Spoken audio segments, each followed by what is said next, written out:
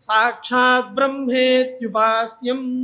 సాక్షాత్తు అక్కడ ఉన్నది బ్రహ్మయే, ఆ బ్రహ్మయే నా హృదయంలో ఉంది అని ఉపాసన చేయాలట. ఇంకా ఇక్కడ ఆయన్ని ఉపాసన చేస్తే కలిగే ఉత్తమ గతిని కూడా ఇక్కడ నిరూపిస్తూ ఉన్నారు.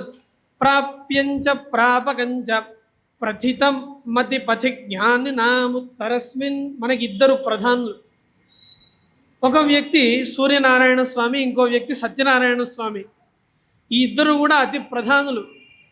ఈ ఇద్దరిని బాగా ఆరాధించినట్లయితే సమయపాలనము అని ఒక శక్తి మనకు కలుగుతుంది.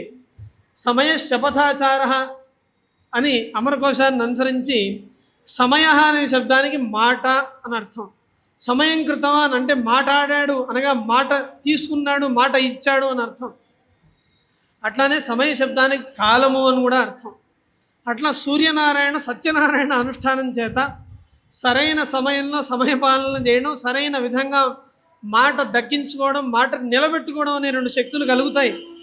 అందుకని ప్రాతర్మధ్యాహ్న సాయం సమయ విభజనా దృగ్యజుస్సామసేవ్యం